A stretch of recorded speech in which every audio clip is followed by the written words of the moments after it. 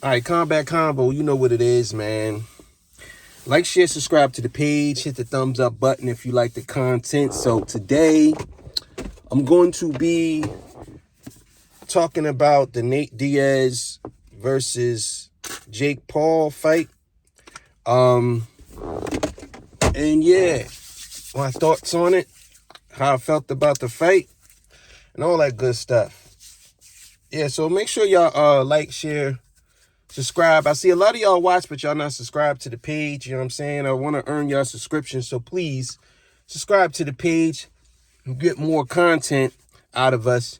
I just like to do these car reviews real quick because, you know, to set up the studio takes a little bit of time.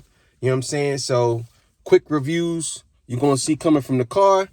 And then we going to go lock in at the studio, either me, Rocky Baby, or either me and S. So, the Nate Diaz fight versus Jake Paul. So, the first round, Jake Paul, he staggered Nate Diaz. He had Nate Diaz on the ropes. He had Nate Diaz on the run.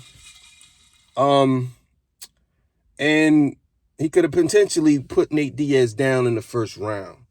And I'm just gonna go by the rounds that I think is appropriate. I would say to me that who I believe won the fight. So the first round was very significant because it was a litmus test to both fighters feeling each other out, and I think Jake Paul caught Nate. He caught Nate really well in that round. I believe the fifth round, Jake Paul caught Nate with a nice left to the head. I believe it was a left hook to the head. Short left hook to the top of the head, knocked Nate Diaz down. Now, that is a game changer for the fight because a lot of people would say that's the reason why, you know, the outcome of the fight, you know, came to fruition. Now, going forward after that, I'm just going to be honest. It was all Nate Diaz.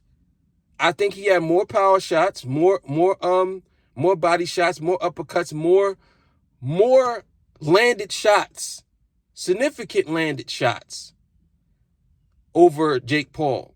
I think Jake Paul had some good shots in there, but Nate Diaz was much more active. Now, he did throw more sloppy punches, but the ones that he got inside were very good uppercuts, very good hooks, very good back and forth. Nate Diaz was a better fighter after the fifth round. After the fifth round, he was a better fighter. Jake Paul didn't look so comfortable, and he was on skates the rest of the fight. He was on skates. So, what's the verdict? Who won the fight? Okay, so to me, judging off of what I seen, I'm going to give that fight to Nate Diaz. Even with the knockdown. Because he had more power shots and he did more after the fifth all the way to the 10th round. He did much more in the fight. Now, he did do some goofy stuff, but that doesn't matter because that's just how Nate Diaz is. That has nothing to do with it. Boxers do showboat, so it doesn't matter. I don't care when people say, "Oh, well, he was doing this and this and that." Boxers do that all the time. Muhammad Ali did that. Come on, man. Like, please stop. So he, from the fifth, he dominated. That's just the bottom line.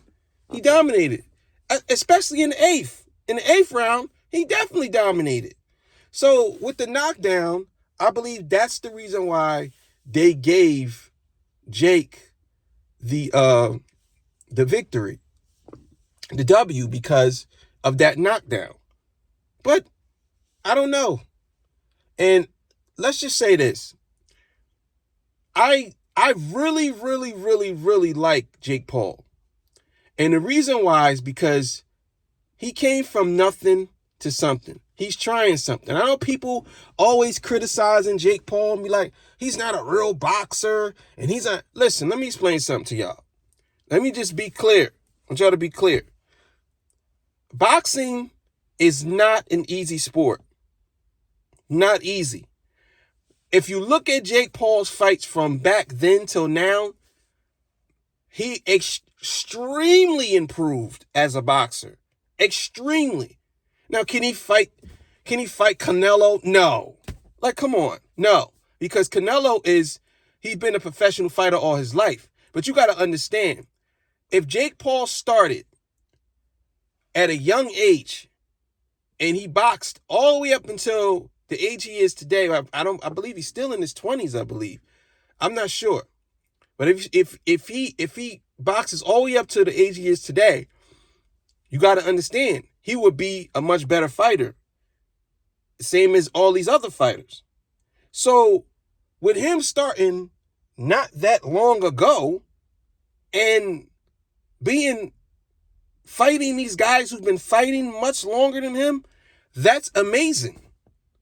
You can't deny that. I don't care what nobody says. He wasn't a boxer. So if somebody says, well, these guys ain't boxers, these guys been fighting much longer than him. Just like, okay, if he's keeping up with guys who's been fighting for years, obviously he's pretty good at what he does. He has to be. He fought Anderson Silva. Anderson Silva had plenty of boxing matches. And that went 12 rounds. He put Anderson Silva on his ass. I just think the casual boxing fan is pathetic to me. Because what they do is they try to connect things that really shouldn't be connected. And they don't want to admit that somebody's actually all right at what they do. You know what I mean? I like combat sports. That's just the bottom line. This wasn't a joke fight. You got Nate Diaz. He's a legend. He's a legend. He's not just some rinky-dink dude. Like, what? Like, and then you got Jake Paul, who's coming up. Now, eventually, Jake Paul, if he takes it serious, he's going to have to fight more professional boxers.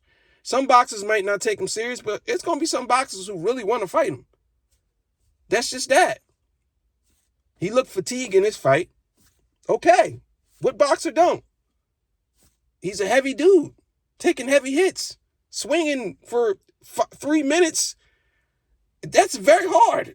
Like, I really don't think people understand how hard boxing is. I think people think that it's just try to do something for 3 minutes straight.